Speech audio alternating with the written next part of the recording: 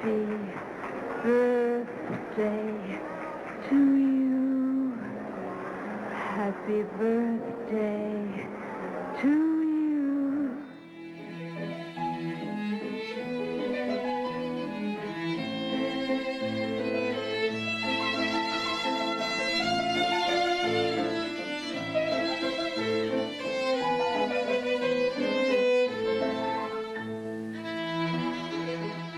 Welcome to Cineversary, a new podcast that celebrates a milestone anniversary of a masterful work of cinema.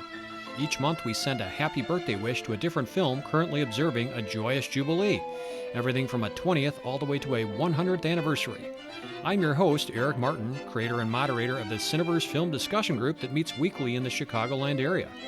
It's May, and as promised, we shine the spotlight on one of the masterworks of the French New Wave, Francois Truffaut's The 400 Blows from 1959, this year marking a 60th anniversary.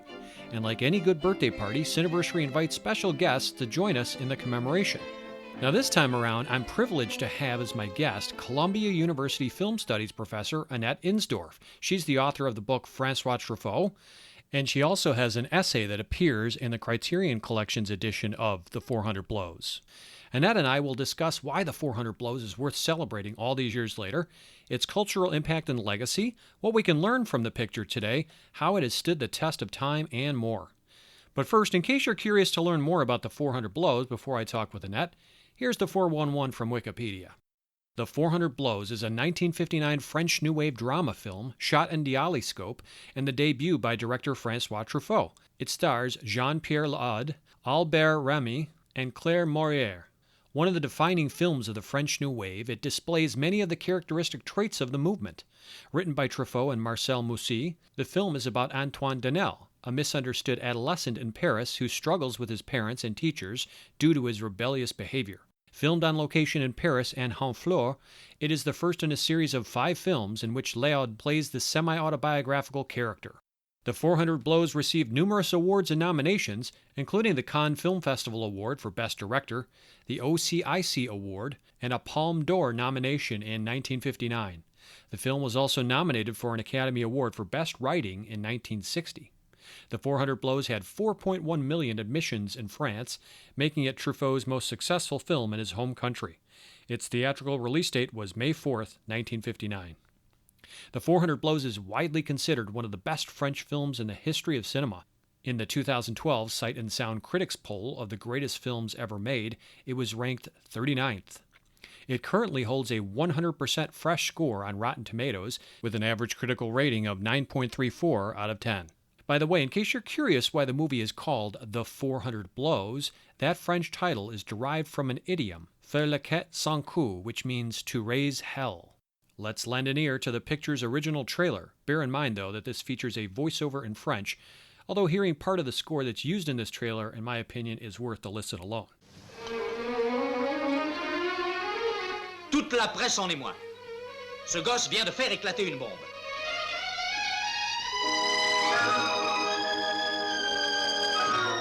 Les 400 coups, a dit Henri-Georges Clouzot, est un film qui m'a positivement emballé. Le film le plus sensible que j'ai vu depuis la guerre. Quant à l'appréciation de Jean Cocteau, elle ne fut pas moins élogieuse. Je n'ai jamais été si bouleversé au cinéma. Comme il respire, vous aimez bien. Il a dit tenir. C'est qu'il est mieux. Oh merde alors, je lui ai donné un nom, je le nourris. Oh, j'en ai assez. Oh, je mets assez. Si tu ne peux pas te supporter, dis-le. On va le mettre chez les jésuites ou chez les enfants de troupe, que j'ai enfin droit à un peu de calme. Oui, plus sévère pour la société que main réquisitoire. Bonjour, madame. Petit malheureux, va. Et Georges Sadoul écrira dans les lettres françaises « L'émotion vous saisit. Elle continue de vous serrer la gorge durant les heures qui suivent cette révélation. Un grand talent nous est né, que je salue avec admiration et une respectueuse amitié. »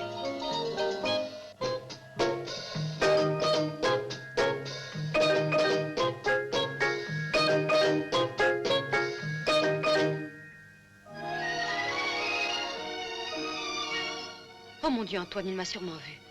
Ton fils, c'est lequel des deux? Qu'est-ce que tu vas prendre ce soir? Penses-tu? Elle n'osera jamais le dire à mon père. Une histoire prenante, sans révolte spectaculaire. Ainsi qu'en témoigne Paul Guyot dans France Soir, Le film a gagné tout simplement parce qu'il est beau comme tout ce qui va sans phrase jusqu'au bout de la vérité. Tes parents disent que tu mens tout le temps. Je mens de temps en temps, quoi.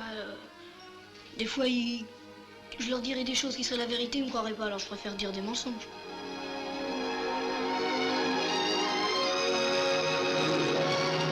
Au sujet de ce film, tout a été si spontanément et si généreusement exprimé jusqu'ici qu'on ne saurait rien y ajouter.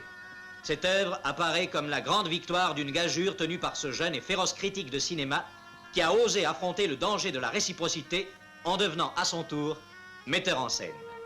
Ce film aura fait écrire à Jacqueline Michel dans Le Parisien libéré « Truffaut a fait mieux qu'un chef-d'œuvre.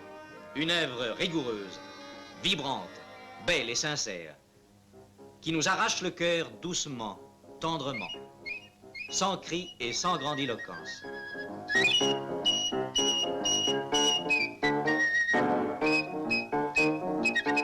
Les 400 coups ont pour principale vedette Jean-Pierre Léaud, qui nous révèle un talent étonnant dans le rôle du gamin terrible de ce film.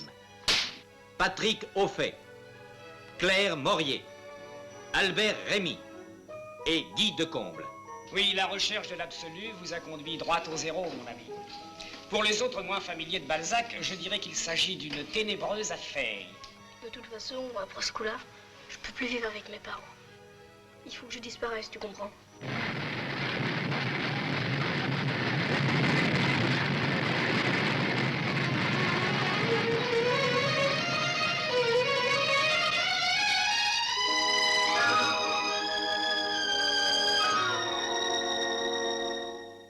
Okay, enough of the prelims. It's time now to welcome my guest, Professor Annette Insdorf.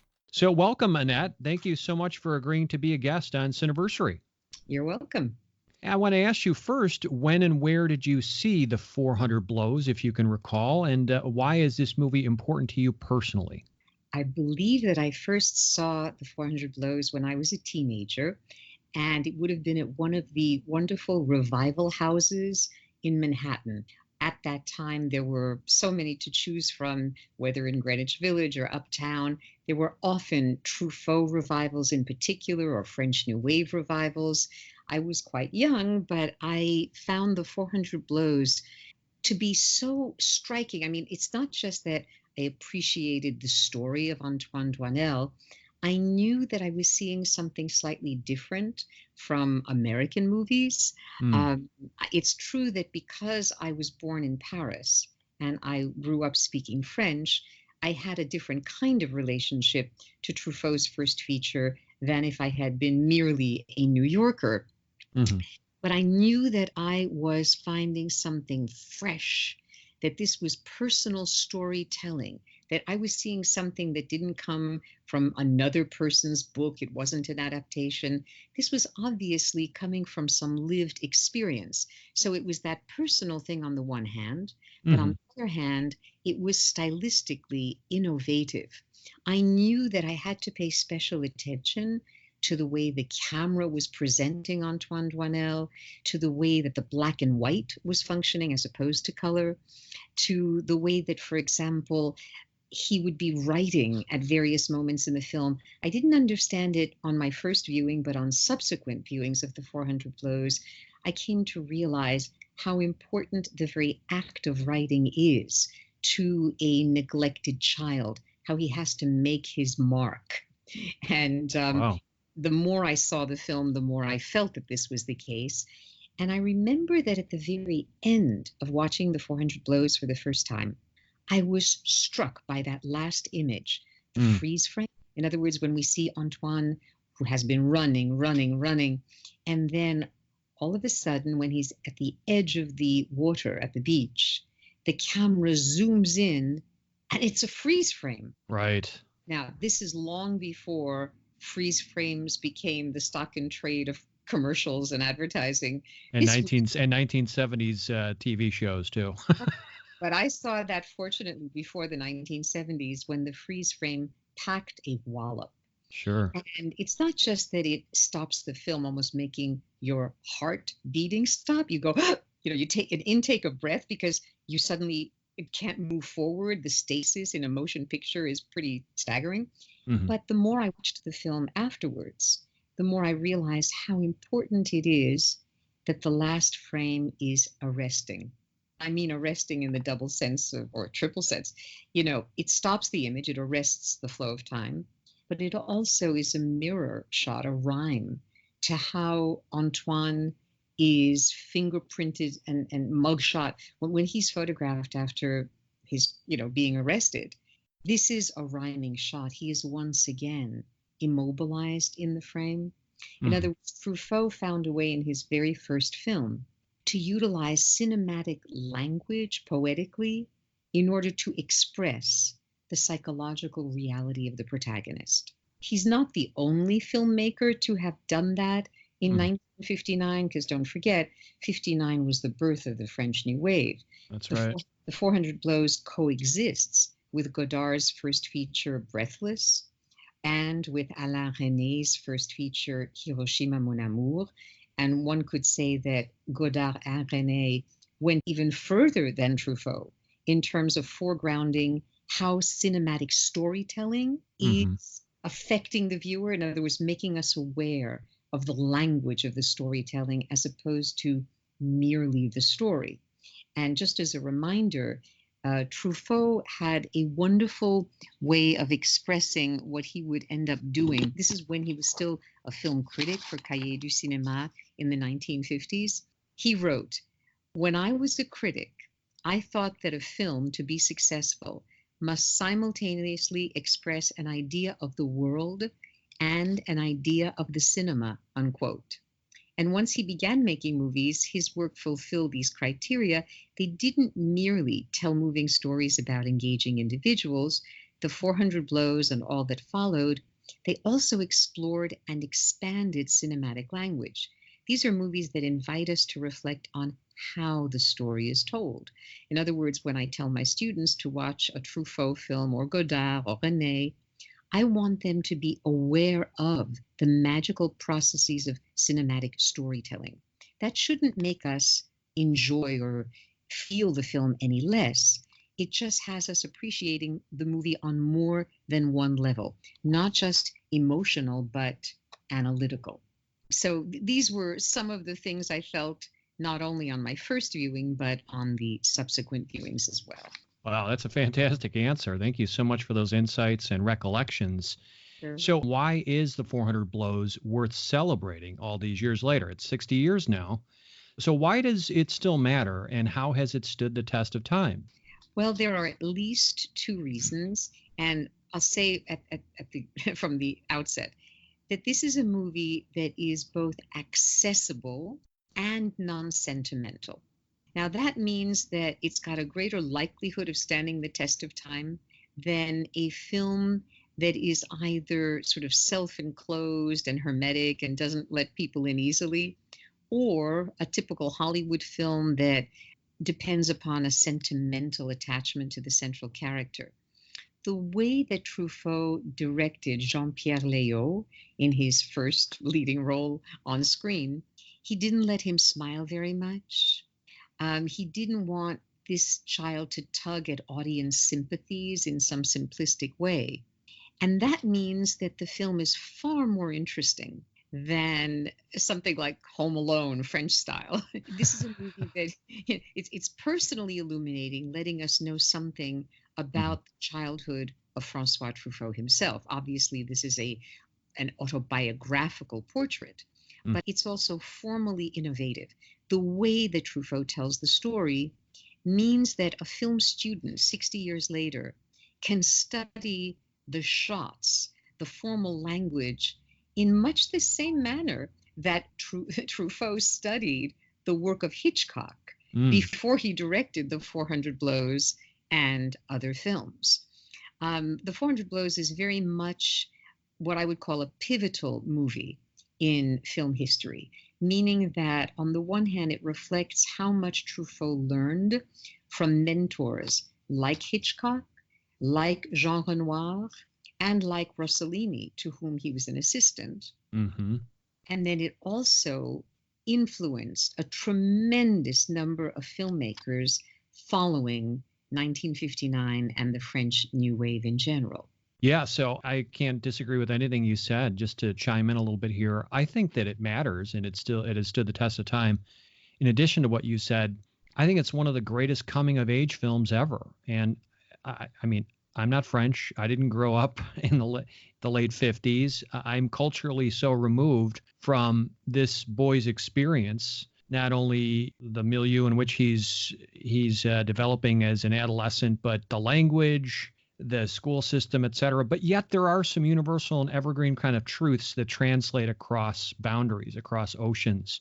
To me, for example, the challenges that Antoine faces in this movie, despite it being 60 years old, I think remain relevant and timeless. Every teenager has gone through growing pains, has suffered emotional highs and lows, and felt rebellious or alienated or misunderstood at some point in their adolescence. And so to me, this picture makes adult viewers recall their own childhoods and the ups and downs of those teenage years. I also feel that the 400 Blows feels real. That's because Truffaut wisely cast an excellent young actor and allowed him to, from what I gathered in the research, I guess he was allowed to deliver at least some of the dialogue unscripted. And so the film has kind of a freewheeling episodic feel that seems always on the move to me. It isn't an exaggerated narrative. There are plenty of mundane and predictable things that happen, and yet the movie exudes a freshness in its spontaneity and its style, its narrative, and its filmmaking techniques. Yeah, I mean, I think Truffaut does capture both the vulnerability of childhood and the resilience of childhood. But in his own biographical case, he was very much an outsider, a neglected child who didn't really have his place, literally or figuratively, not in the apartment where he lived with his less than affectionate parents, right, and not in school or elsewhere. So this is a movie, The 400 Blows, that reenacts the hooky playing, the cinemania, the concoction of outrageous excuses that the young Truffaut would give to his teachers. In fact, his buddy when he was a child was Robert Lachenet, and Lachenet was an assistant on The 400 Blows. So in the film, you see how Antoine and René, the character René is based on Lachenet, his unsuccessful attempt to visit Antoine at reform school. You see how when René's father goes out to his club, the boys run straight to the movies. Well, when Truffaut's parents would leave for the theater, he would wait 10 minutes and then dash out to a film in a horrible anxiety over the starting times because he was afraid that his parents would come home before him. Oh, funny. So there's so much in this film that is profoundly personal. Truffaut ran away from home at the age of 11 after inventing an outlandish excuse for his hooky playing. Instead of Antoine's lying about his mother's death, Truffaut told the teacher that his father had been arrested by the Germans. Oh, my. And in an interview, Truffaut said that this was in 1943 and my uncle had been arrested the week before. There's always some element of truth in children's lives. But he writes, my father came to school to get me. This caused another scene, and I didn't dare go home. Well, his father found him, put him back in the classroom. The school authorities watched him so carefully that he chose to devour Balzac in the municipal library rather than attend classes.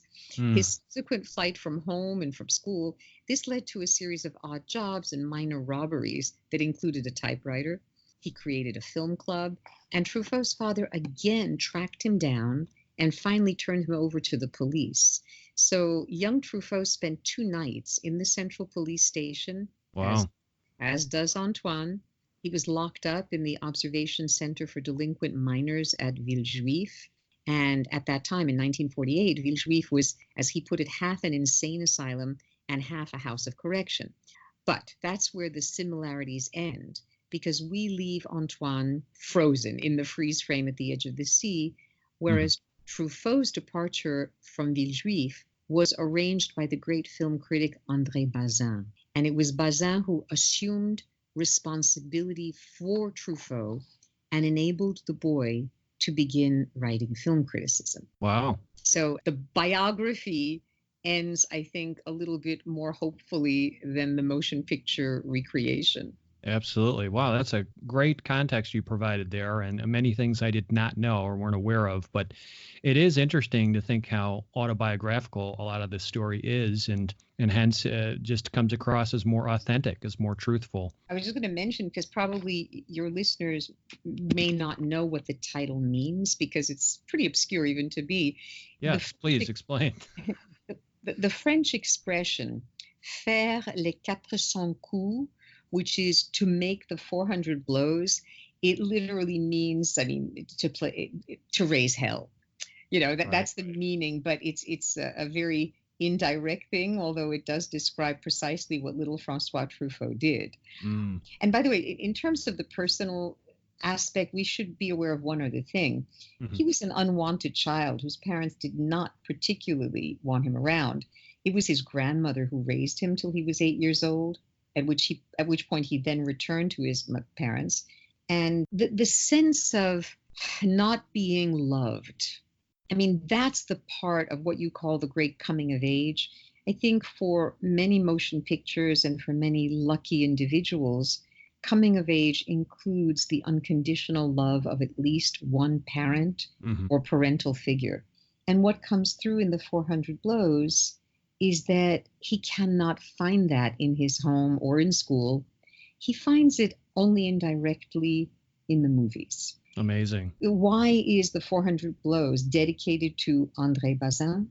Because it was this film critic and theorist and this mentor who managed to channel Truffaut's energies into writing about film. And Bazin died just after his spiritual son began shooting the 400 Blows. Is that right? There are a lot of beautiful connections between Truffaut and Bazin. But I should add, of course, Jean-Pierre Léaud, because in this child, Truffaut found a younger version of himself, a resilient street kid who substitutes resourcefulness for sentimentality. Mm-hmm. And this boy became Antoine Doinel not only in the 400 Blows. He's already there, a unique amalgam of Truffaut and Léaud, but Léaud literally grew up before our eyes in the sub-films of the Antoine Doinel series, because a few years later you have the Antoine and Colette segment of Love at 20. Right. By 68, you have him slightly more mature in Stolen Kisses. Mm-hmm. Later it's Bed and Board, and finally Love on the Run. This is pretty unique in terms of film history, that you have an actor playing the same character for the director in a number of motion pictures spread out over more than a decade. I can only think of one subsequent movie that kind of mirrors that, but it's within the same film, and that's Boyhood, where we get to see one child actor grow up before our eyes across, 3 hours or so, a movie that was filmed over, I think, 12 years. That's a recent film, and Richard Linklater has been quite honest in acknowledging the inspiration of the 400 Blows. And that's a nice segue, Annette, to my next question, which is, in what ways do you think this film was influential on cinema and popular culture or set trends? Oh, I think this is a crucial film in terms of inspiration or influence. It ushered in what I call in my book on Truffaut, cinema in the first person singular. Now, by that I mean it was possible with the technological innovations of the 1950s to make movies in a more personal way by 1959 than had been possible before. And that meant that Truffaut, could use a lightweight camera and shoot in the street, and little quirks that might not have been apparent in previous motion pictures took on great importance. For example, the very beginning of the film. I consider the opening scenes of movies to be crucial in preparing how the viewer will watch the rest of the movie. It begins with Antoine already making his mark, so to speak, on a pinup.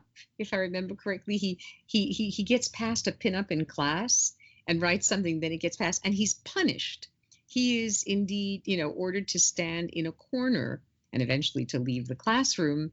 Why? Because he was the one who was caught with doing something that he should not have done. It's a delightful way to introduce our character. Yes. Can you cite any films that come to mind that would have definitely drawn inspiration or been influenced by this movie? Not so much a specific motion picture, although anyone who's made a film about childhood is likely to tell you that it was an inspiration. I, in fact, have a very vague recollection, but it's so vague that I'm not sure I should present it as definitive. I think it was Abbas Kiarostami on a panel that I moderated many years ago at the Telluride Film Festival, Kiarostami has made beautiful films about child protagonists as well, and I do believe that he cited Francois Truffaut in one of our conversations. I think it's more a stylistic question, this of inspiration, namely a mixing of tones. It's hard to say that either 400 Blows or Shoot the Piano Player is a drama, certainly not a comedy. There are elements of film noir in Shoot the Piano Player, as well as the gangster film. And there are also many very, very funny moments, especially with the gangsters themselves. The 400 Blows as well, there are moments of exhilaration. For example, when Antoine is on that ride in the amusement park, it whirls faster and faster and faster, almost resembling the zoetrope. That kind of mixture of tones would become very important, for example, to Jonathan Demme. When he would make a film like, is it Running Wild? Something Wild. Something Wild. Thank you. Running Wild is the Marilyn Monroe number and Some Like It Hot. Forgive me. I superimposed that. It's okay. You mix your movie metaphors. That happens to all of us. I'm afraid I've seen too many movies in my life, and sometimes they superimpose. No, it's you're absolutely right. Robert Benton and David Newman, they wrote the screenplay of Bonnie and Clyde, hoping that Truffaut would direct it, or Godard, but I think Truffaut was their choice. And of course, both French directors refused, feeling they could not do this kind of an American movie. But Robert Benton, who remained a close friend of Truffaut's until he died, and Benton later used Truffaut's cinematographer Nestor Almendros for his own movies.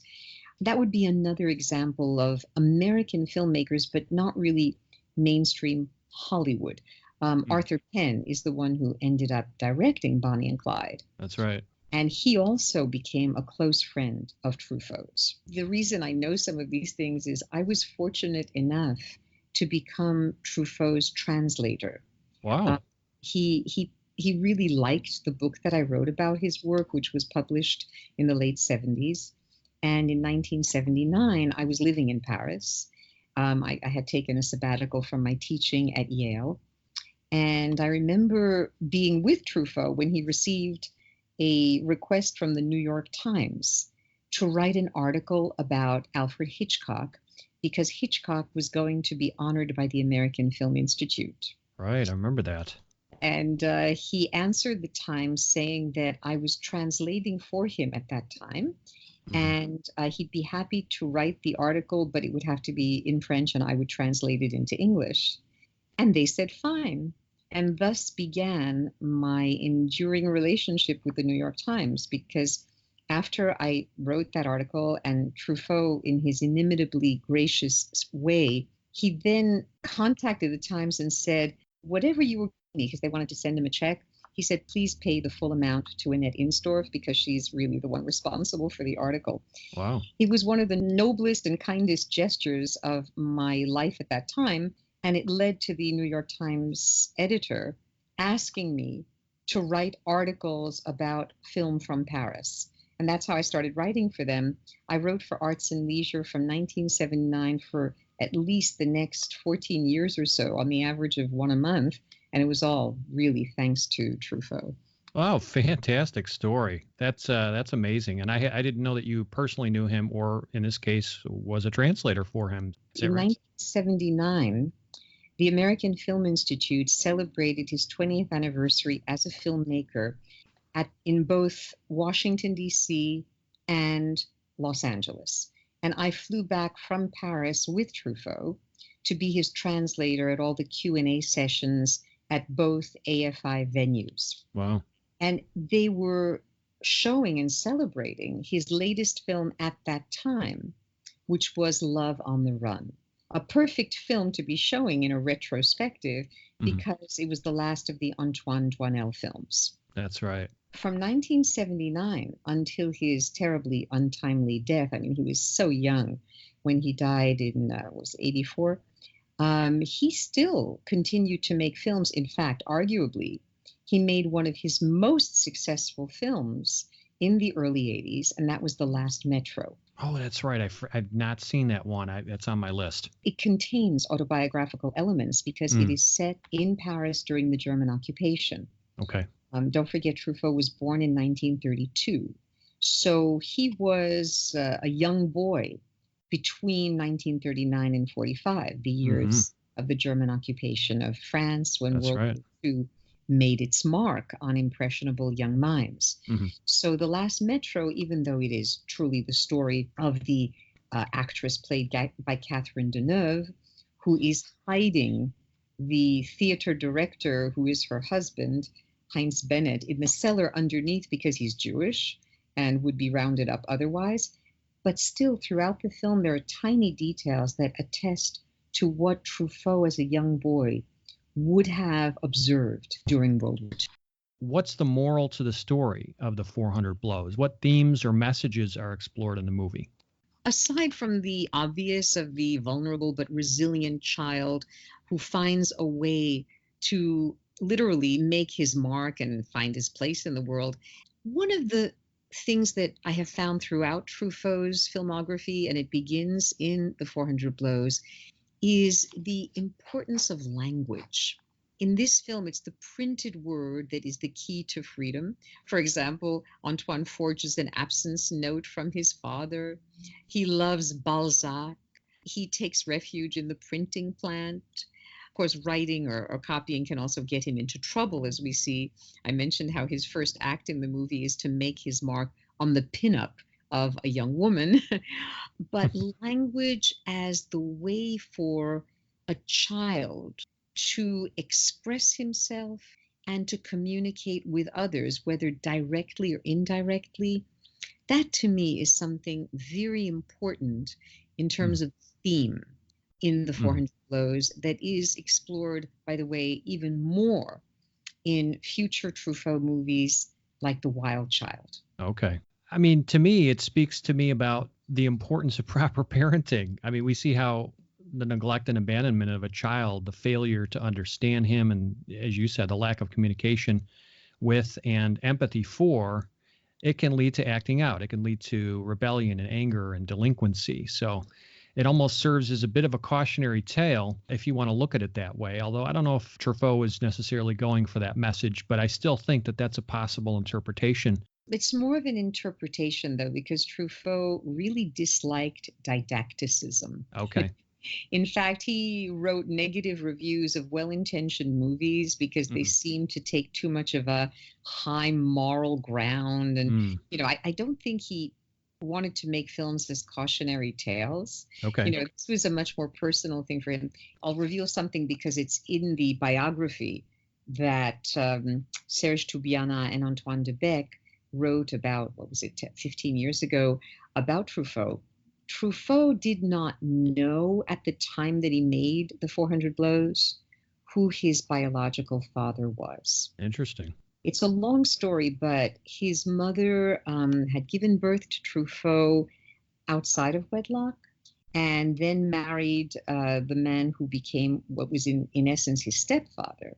And there was not all that much love manifested, nor could you say that he was an abused child. They just didn't show a whole lot of love. At the time that he was making the next feature of an Antoine Doinel film, and that was Stolen Kisses. And there, Antoine goes to work for a detective agency. Well, to make a long personal story short, Truffaut hired a detective at that time to find out who his biological father had been. Oh. And he learned that it was a Jewish man, a dentist, who lived outside of Paris, if I remember correctly. And then Truffaut drove to this man's home. And he sat in his car until this man came out of his house. And then Truffaut took a look at him, didn't get out of the car, and drove back home.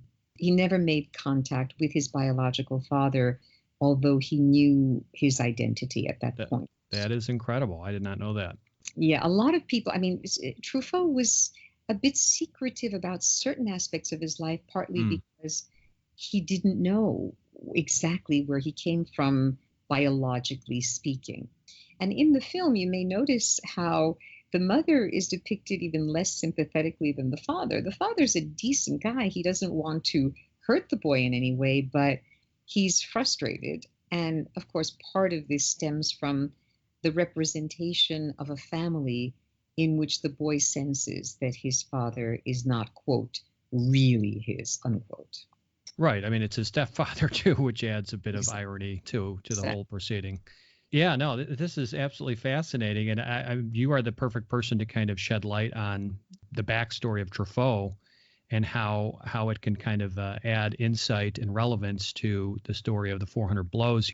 I just want to finish the thought here on some of the other themes that I've kind of identified here. And you, of course, feel free to chime in as well. But I think one of the messages is our innate desire to be free from the constraints of rules, of boundaries, and of institutions. I think this is certainly true of most adolescents who yearn to buck the system, to think for themselves for the first time in their lives, and to form a separate identity from their parents. Another theme could be the awkwardness that comes with sexual curiosity. So Antoine is of that age. He's a pubescent boy who passes around pinup photos. He talks about sex. He's repulsed by the thought of childbirth.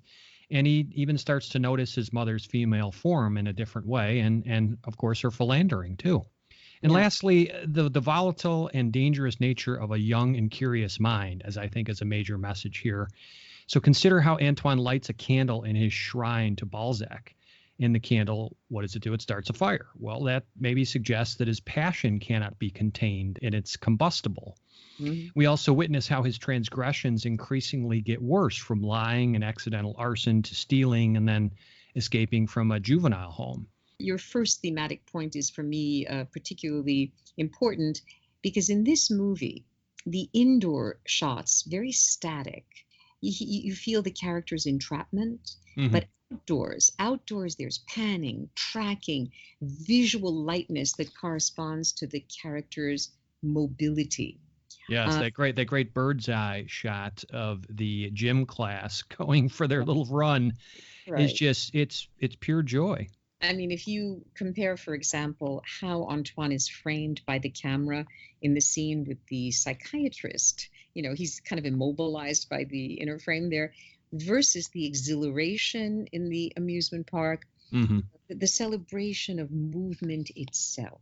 And that is something that is shared by a child like Antoine and by a filmmaker like Truffaut, who is making motion pictures. Yeah, it's a great point. So, Annette, this is a birthday celebration after all, and birthdays are all about presents, except it's the fans who continue to get the gifts. So, in your opinion, what is the 400 Blows' greatest gift to viewers? The experience of watching this film has an alternation of exhilaration and poignancy. Not every film can give you both. And also an alternation of tenderness and lucidity. As I said, it's not sentimental. We care about Antoine, but he doesn't, in a facile way, engage our empathy. We're lucid about, as you pointed out, how this kid can be dangerous, to himself and others as well. So it's the complexity of the 400 Blows in its tone and vision that makes it a continual birthday gift. For my take, I think it's that last shot, the freeze frame, and everything leading up to it, which suggests multiple things to me. You could view it as Antoine has finally found the elusive freedom he's long sought, and on his own terms. He can run freely to the ocean, which he's always wanted to see. But then again, on the other hand, he now appears, to me at least, cornered, with nowhere else to run and the ocean to his back. So the final shot, which is like this freeze frame zoom in, is also poignant because it breaks the fourth wall. He's looking at us, he's creating an intimacy and inviting the viewer into his world and his triumph or his dilemma, whichever way you want to view the finale. And no one else in the film up to this point, in my estimation, has really understood or empathized with him. So that last shot is almost a question asking the audience, will you understand him? Yeah. I mean, that last shot has been talked about for many decades. Sure. In the book that I wrote, I saw it even in another context, because the 400 Blows can be seen as Truffaut's poetic mark on the wall, or his attempt to even the score with his parents. But by the last scene, the sea washes away Antoine's footprints as the film Yes. sort of cleans the slate. And Uh-huh. in the context of the erasable or dissolving nature of these incidents and of cinematic continuity itself, it's important that the last shot of the 400 Blows cannot be erased. In other words, Antoine's face is indelibly frozen when it becomes a still. When he's arrested for stealing a typewriter earlier in the film, he's fingerprinted and photographed for the files. The mugshot is, in fact, a freeze frame, which conveys the definitive and permanent way in which he has been caught. So my feeling at the end of the film is no longer free or exhilarating vis-a-vis Antoine. Where does he go from here? Where can he go, given that he can't simply go home, nor does he have another space to which he can escape? So it's the poignancy of that ambiguity at the end that stays with me. Very well put. All right, Annette, what are you currently working on that listeners should check out, or how can listeners learn more about you and your work? Well, it was published last year, but my latest book is called Cinematic Overtures: How to Read Opening Scenes. It's actually already in fourth printing from Columbia University Press. Fantastic. It has done better than anyone expected, perhaps because I include so many different kinds of movies. There are about 44 films whose opening sequences I describe and analyze. And by the way, Truffaut is in this book. The particular title of his that I included is Day for Night. And that is one of his most popular movies because it's about the very process of filmmaking. And among the ensemble cast is none other than François Truffaut himself, playing the director of the film within the film. So for those who prefer to read their books electronically, the Kindle version of Cinematic Overtures includes access to over 44 film clips. In other words, we actually created the files of the clips themselves to illustrate what I'm describing as the best kind of cinematic storytelling. Oh, what a good idea. That sounds like a great read, and a great way to discover the book is through the Kindle version if you have that. Terrific. All right. Anything else you wanted to mention project-wise or way to get a hold of you? The most visibility that I have these days in New York, apart from the classes that I teach at Columbia University, for quite a few decades, I've been moderating the Real Pieces series at Manhattan's 92nd Street Y. And that's where I get to interview very well-known and respected film artists, especially directors and actors. I recently did onstage interviews with Glenda Jackson. Before that was Ralph Fiennes. Before that was Julianne Moore. Wow. In the past year or so, my guests included Steve Carell, Hugh Jackman, Jane Fonda.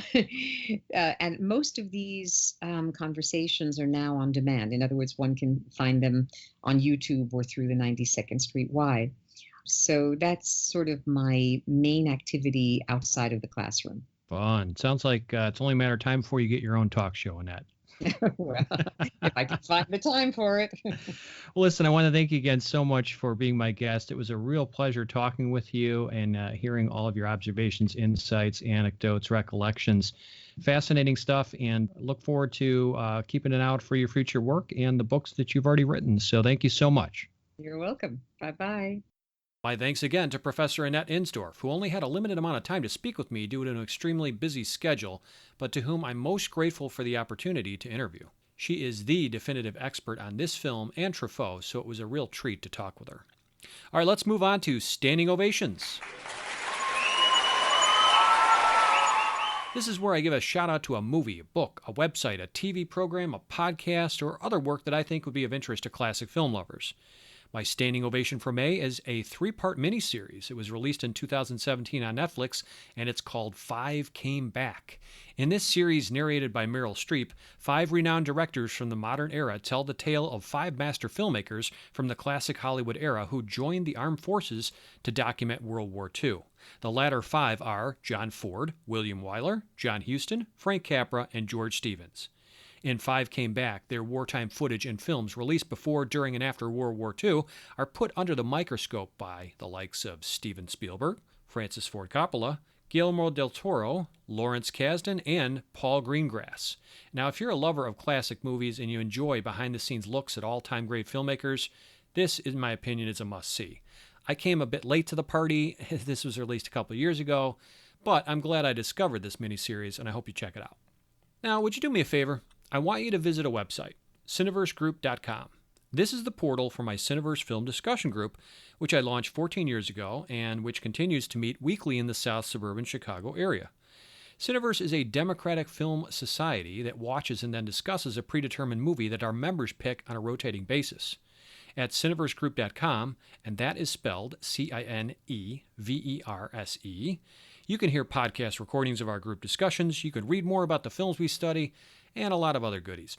I founded Cineverse and launched this podcast to foster an appreciation for and intelligent dialogue about memorable films. Everybody digs watching movies, we get it. But interpreting a movie, talking about it, sharing opinions and theories about it, that's even more rewarding. To me, the real pleasure is in digging deeper to learn how and why a film was made, the impact it's had on culture, society, and other movies, why that film has the power to evoke a strong emotional reaction in each of us, and what it can teach us today. Hey, do me another favor too, would you? Send me some feedback. If you want to email me a comment or a suggestion for a picture we should feature on this podcast, you can reach me, Eric Martin, at cineversegroup@gmail.com. Favor number 3, please spread the good word about this show to your friends and family. And, if you enjoy this podcast, leave us good reviews on whatever platform you hear it from, especially iTunes. That would mean a heck of a lot. Finally, make plans to return to Cineversary next month. That's when we'll take a ride on the wild side with Peter Fonda, Dennis Hopper, and Jack Nicholson, the stars of Easy Rider, which celebrates a golden anniversary in 2019.